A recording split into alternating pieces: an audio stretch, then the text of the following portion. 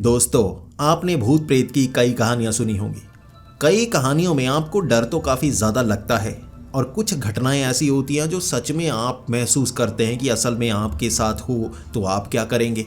लेकिन कुछ चीज़ें उन कहानियों में होती हैं सच्ची, जो बहुत कंफ्यूजिंग होती है कि वो प्रेत आत्मा अगर उसे डरा रही थी तो करना क्या चाहती थी, और वो कहानी खत्म हो जाती है। इस चीज़ का जवाब आपको मिलता नहीं।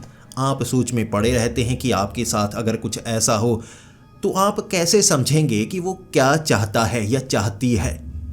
इस कहानी में ये कन्फ्यूज़न बिल्कुल नहीं होगा। कहानी के अंत में आप समझ जाएंगे कि प्रेत आत्मा आखिर चाहती क्या है, और अगर आपके साथ कुछ ऐसा हो तो पहले से आपको पता होगा आगे क्या करना है। तो दोस्तों, ये कहानी बहुत ही खौफनाक और डरावनी है। मेरा यकीन कीजिए, आपको भी अंदर तक डर लगेगा। तो हेडफोन लगा लीजिए, कमरे की लाइट्स ऑफ कर लीजिए, क्योंकि ये वक्त हो रहा है डरने का। तो ये कहानी है धीरज नाम के लड़के की। धीरज जो कि दिल्ली में रहता है, लेकिन उसे दिल्ली में रहना ज़्यादा पसंद नहीं है। वो पहले रहा करते थे दिल्ली के पास के ही एक शहर पलवल के। वहाँ पर उसके पिता रहा करते थे, सरकारी नौकरी किया करते थे। लगभग 12 से 13 साल पहले वो दिल्ली में आ गए। अब उनकी बदली हो गई थी, ट्रांसफ़र हो गई थी, तो अब धीरज को भी वहाँ पर आना था। यहाँ पर रहना उसे ज़्यादा पसंद नहीं था। बचपन में अपना घर हुआ करता था, यहाँ पर एक फ्लैट में रहते हैं और जो फ्लैट है वो भी काफ़ी छोटा है। अब बड़े शहर में महंगाई भी तो ज़्यादा होती है। अब उसके पिता की जो तनख्वाह थी, ठीक है, वो छोटे शहर में भी उतनी थी, यहाँ ट्रांसफ़र हो गई, वहाँ पर भी उतनी है। अब वहाँ खर्च काफ़ी कम हुआ करता था। छोटे शहर में ये चीज़ होती है। दिल्ली में आ गए, यहाँ खर्च बहुत ज़्यादा है, तो जो तनख्वाह है उसमें घर चलाना मुश्किल होता था।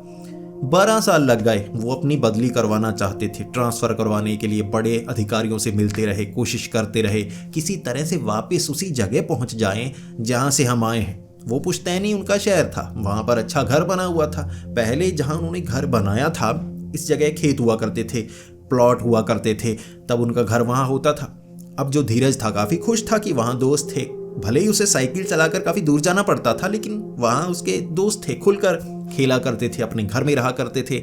यहाँ फ्लैट में रहना, नीचे वाले से पूछना पड़ता है, ऊपर वाले से पूछना पड़ता है, भाई कुछ रेनोवेशन का काम करवाना हो फ्लैट में वो भी पूछना पड़ता है। और 99 साल के लिए फ्लैट मिलता है।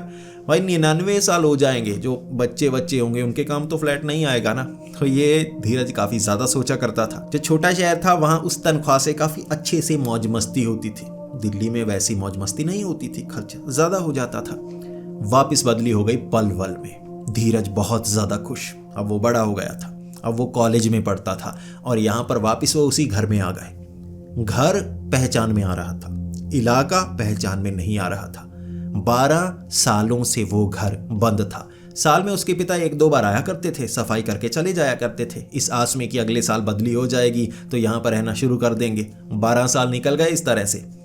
पहले यहाँ प्लॉट थे, खाली जगह थी, ये घर अकेला था, यहाँ पर खाली खाली सा लगता था।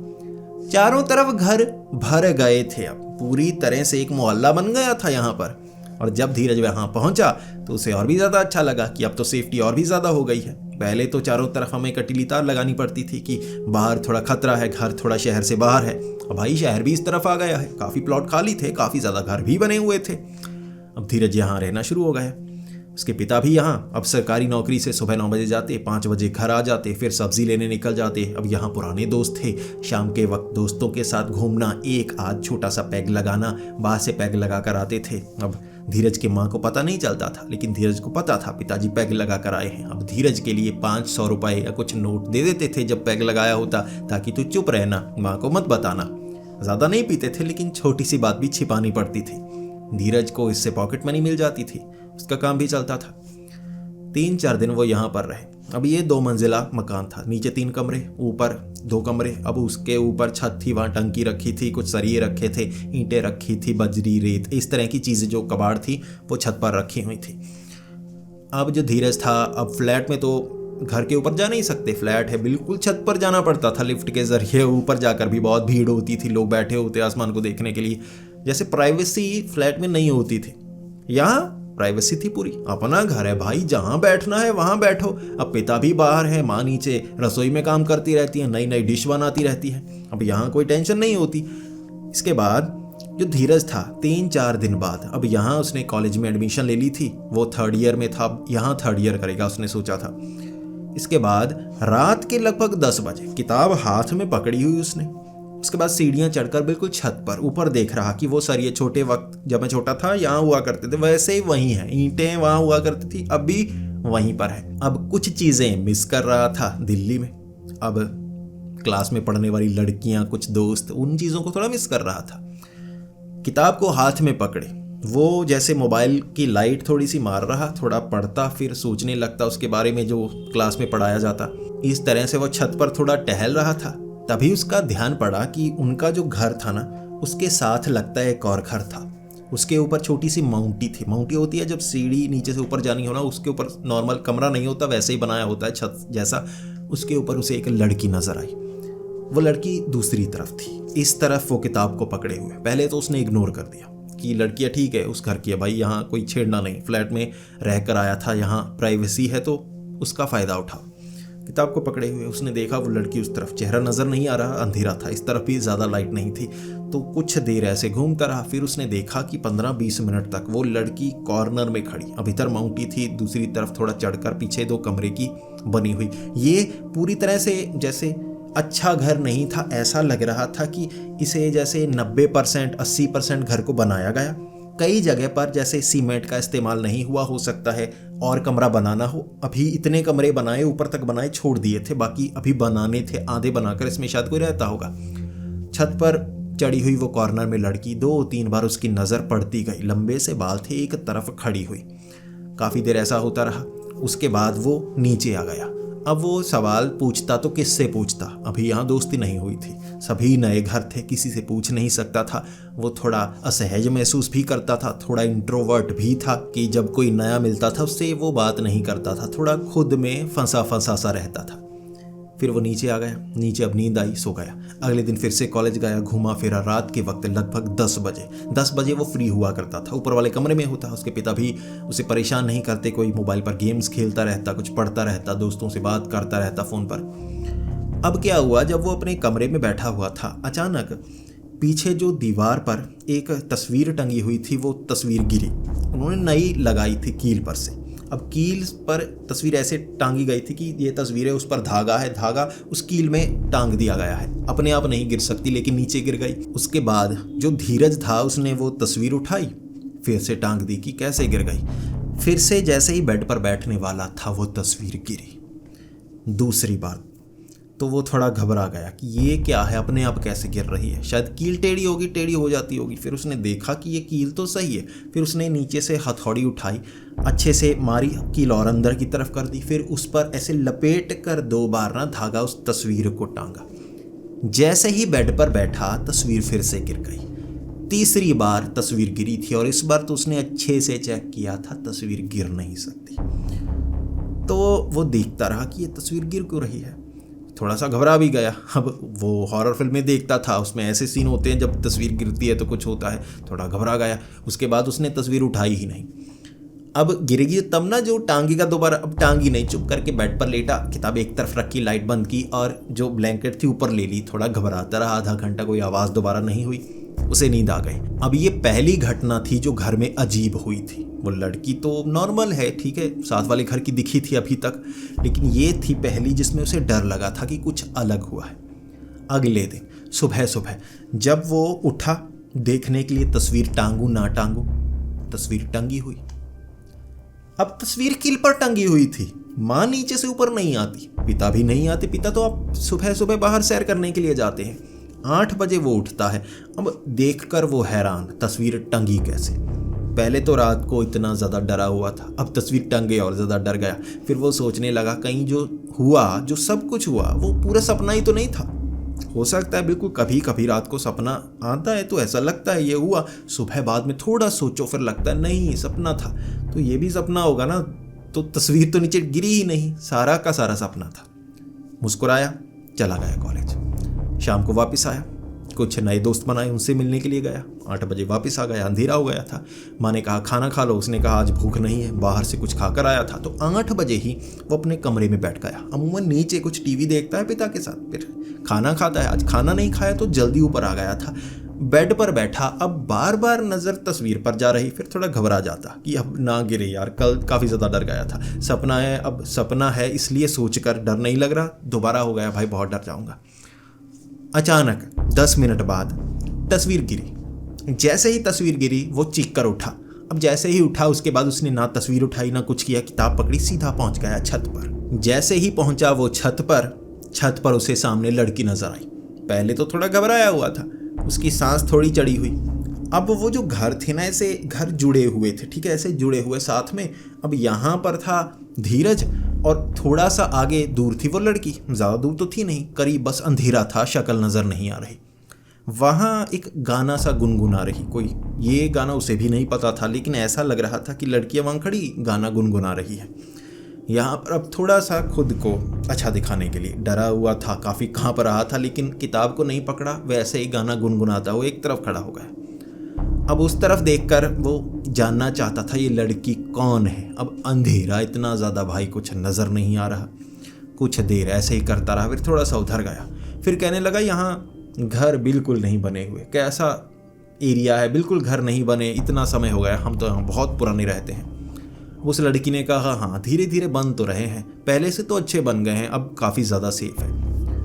लड़की ने जवाब दे दिया। उसने सवाल पूछा था, एक तरह से बोला था खुद को ही, लेकिन लड़की ने जवाब दे दिया तो बात चल पड़ी। अब उसके लिए अच्छा हो गया, पहले थोड़ा घबरा रहा था।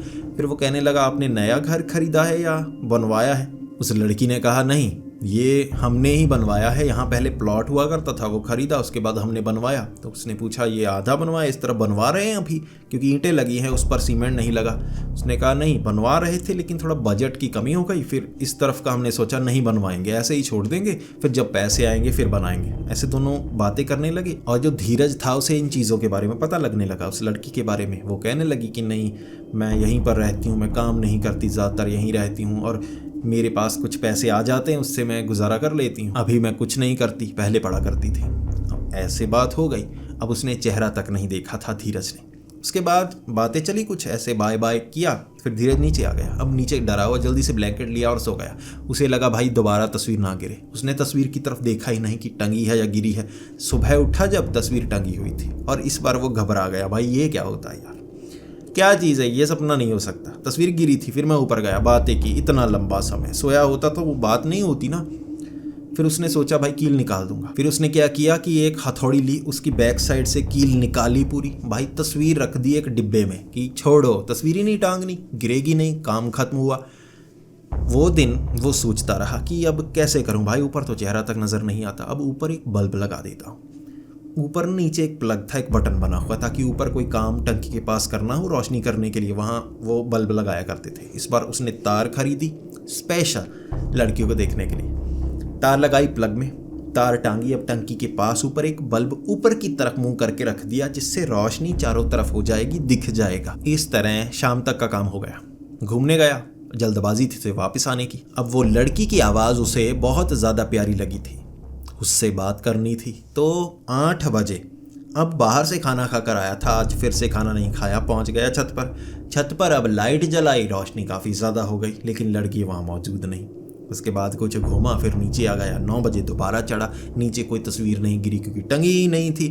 9 बजे पहुंचा ऊपर तो लड़की एक तरफ और लड़की ने मुंह दूसरी तरफ किया हुआ। अब लड़की ने पहना हुआ था जैसे सूट सलवार जैसा, जैसे इंडियन सूट, वो साथ में दुपट्टा। अब जो दुपट्टा था उस लड़की ने सर ढांका हुआ, बड़ी संस्कारी लग रही।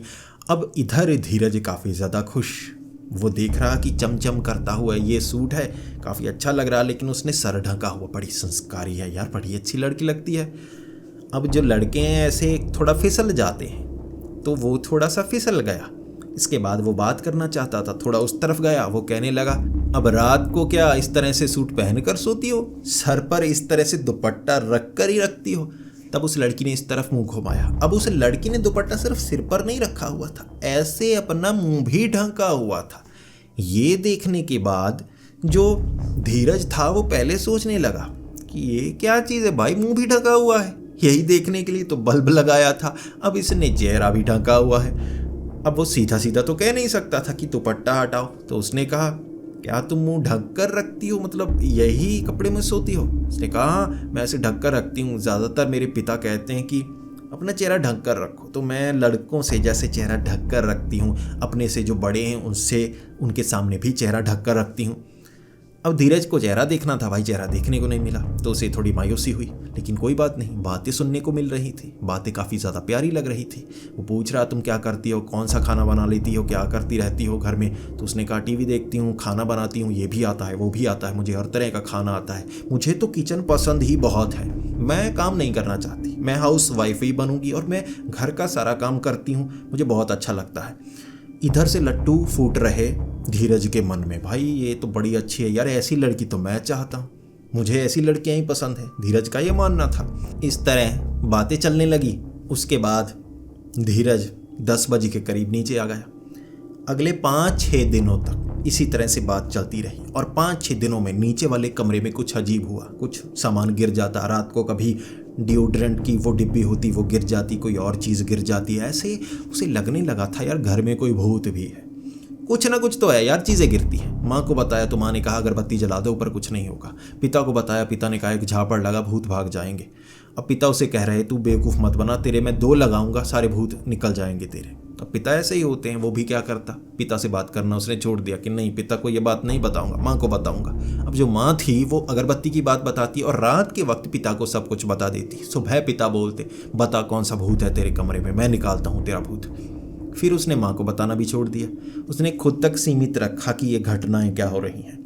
इतना उसे पता था कि चीज़ें गिरती हैं भाई, कोई नुकसान नहीं होता, कोई भूत नहीं आता, कभी कोई परछाई दिखी ना मेरी चीख निकल जाएगी।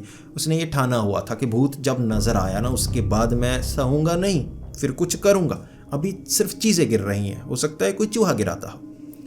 कुछ दिन ऐसे निकले, फिर वो छत पर जाता गया, कुछ बातें करता, कुछ चुटकुले सुनाता, कुछ मजाकिया बातें करता, कोई अपने मोबाइल पर वीडियो दिखाता उस तरफ, और वो लड़की चेहरा नहीं दिखाती, दुपट्टा ऐसे ढांक कर रखती, सूट पहना होता हर बार रंग बिरंगा और दुपट्टा ऐसे अपना मुंह ढांके रखती। वो चेहरा देखना चाहता था, वो चेहरा दिखा नहीं रही। उसने बार बार कहा कि मैं तुम्हारा चेहरा देखना चाहता हूँ, देखो तो सही। उसने कहा नहीं, मैं चेहरा नहीं दिखाऊंगी।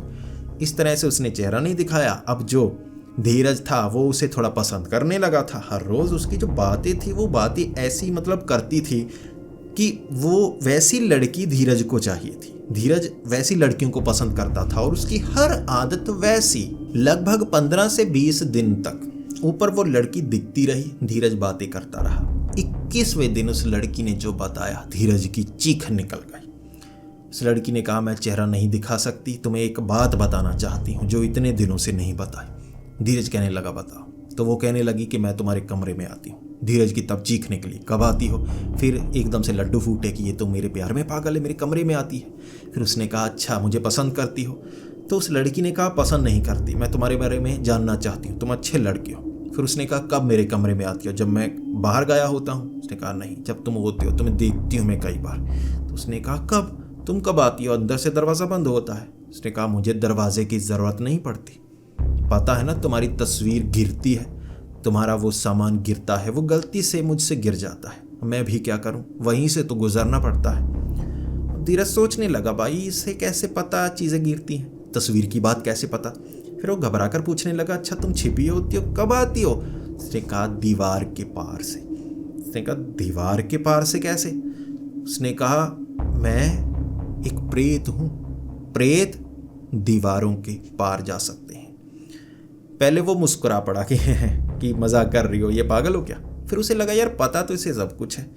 फिर उस लड़की ने कहा तुम नीचे जाओ, तुम्हें दिखाती हूँ, लेकिन किसी को बताना मत, मैं तुम्हें नुकसान नहीं पहुँचाऊंगी। धीरज को लगा मजाक कर रही है, चलो मैं नीचे जाता हूँ, चलो बाय, फिर कल मिलते हैं, तुम अगर आना चाहती हो मेरे कमरे में आ जाना दीवार की पार से। उसने कहा ठीक है। धीरज गया नीचे, बैठा अपने बेड पे, उसके बाद लेट गया, दीवार की तरफ देखता रहा। चीज़ें हिलती हैं गिरती हैं, भाई सच तो नहीं बोल रही। एक तो पहले से वो डरपोक था, अब उसे और ज़्यादा डर लग रहा। अब वो कह रही थी मैं प्रेत हूँ, दीवारों के पार आती हूँ। उसने ये भी कहा है मैं मिलने आऊँगी, अब क्या करे। एक तरफ डिओड्रेंट जो वो टेबल पर रखे हुए था वो गिरा उसकी आंख के सामने। जैसे ही वो गिरा उसकी सांस ऊपर कि भाई आ तो नहीं गई, और दीवार के सामने से निकलकर ऐसे दीवार को पार करती हुई वो खड़ी हो गई। उसने कदम ऐसे हिलाए नहीं, जैसे ऐसे उड़ती हुई दीवार के पार से आकर सामने खड़ी हो गई।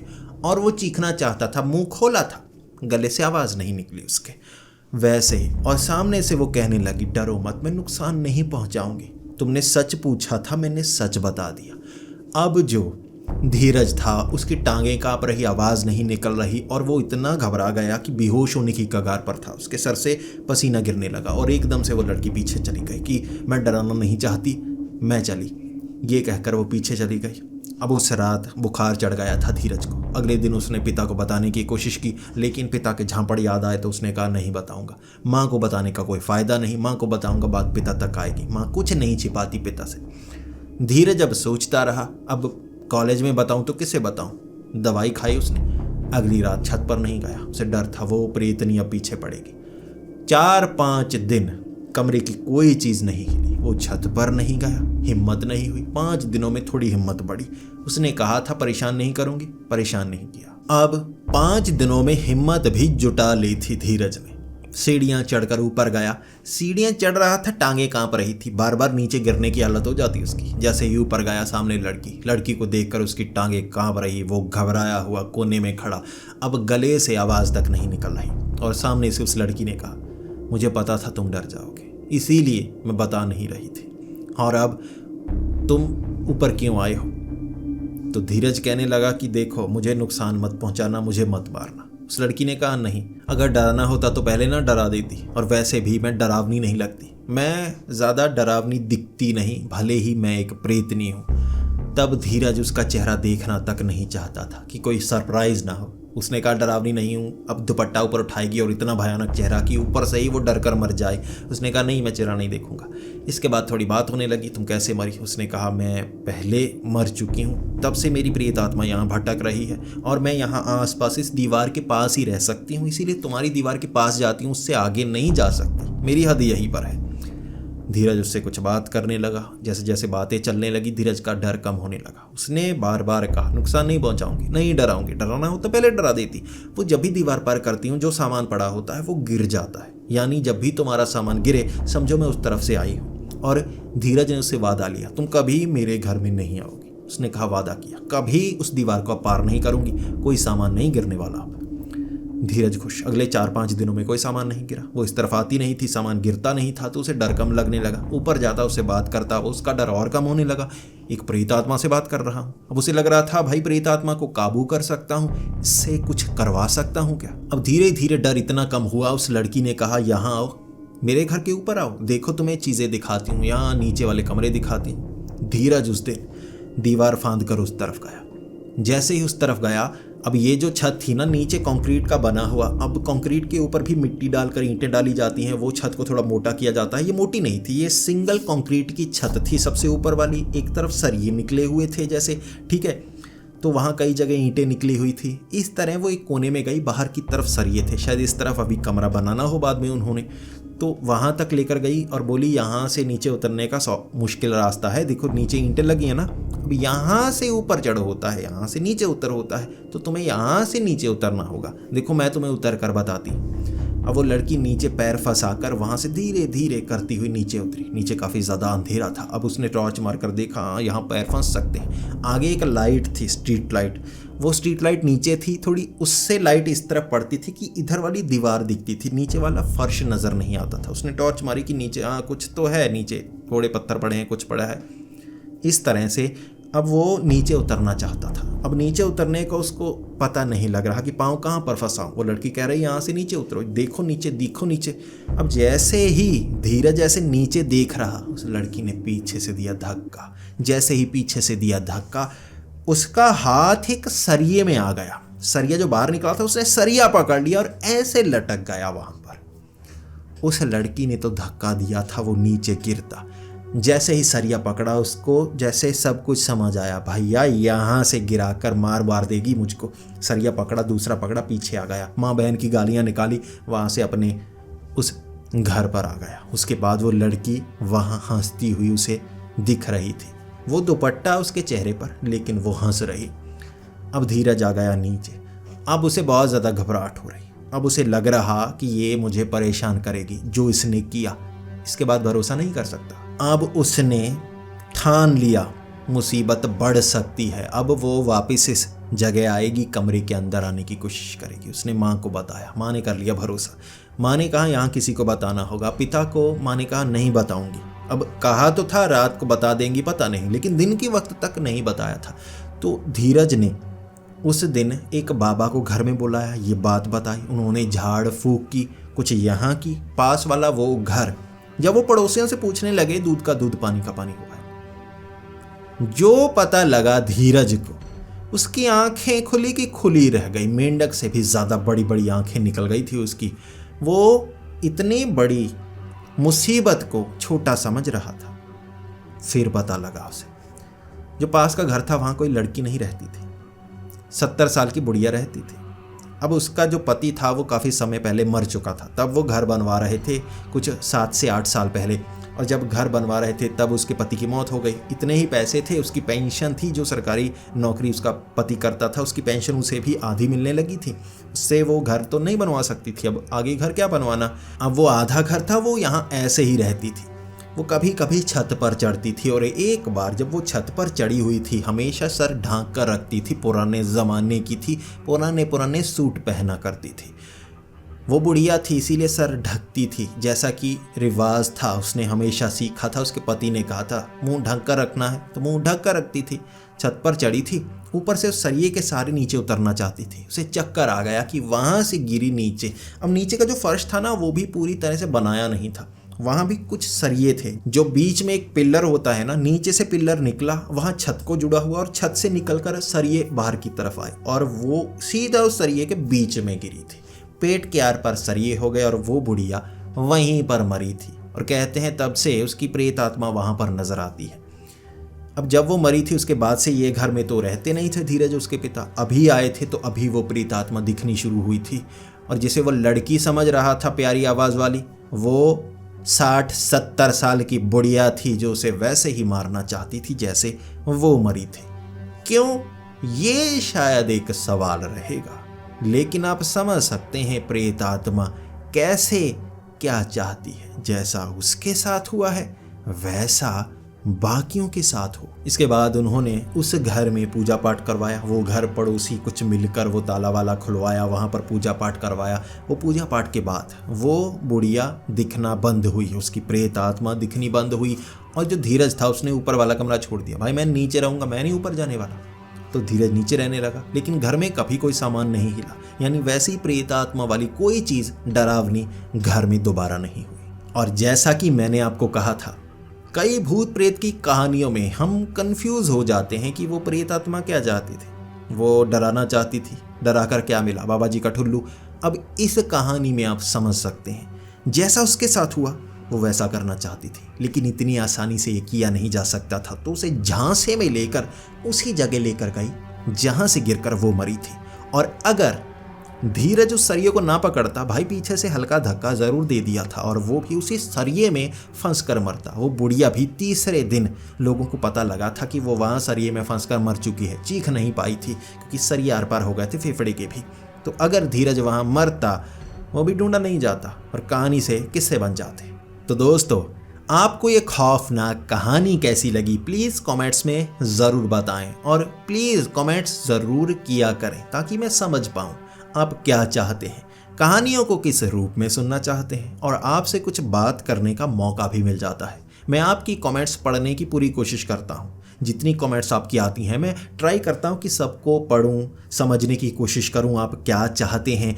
और भले ही मैं रिप्लाई नहीं कर पाता क्योंकि कमेंट्स संख्या में काफ़ी ज़्यादा आती हैं, तो मैं ज़्यादा कोशिश करता हूँ समय का उपयोग ऐसे करूँ कि मैं कमेंट पढूं। हर एक कमेंट पर मैं नज़र डालने की कोशिश करता हूँ। तो आप कमेंट कीजिए, मैं उसे पढ़ूंगा। अगर उसमें मुझे कुछ अच्छा लगा, कुछ सुझाव मेरे चैनल के लिए, तो मैं उसे मानने की भी कोशिश करूँगा। और अगर आप इस चैनल पर नए हैं तो हमारे इस चैनल को सब्सक्राइब कर लें। यहाँ पर आपको मिलती हैं डरावनी और खौफनाक भूतिया कहानियाँ। इसी के साथ हम कुछ रहस्यों से पर्दा उठाने की कोशिश भी करते हैं। तो मिलते हैं अगली वीडियो में, तब तक के लिए डरते रहें।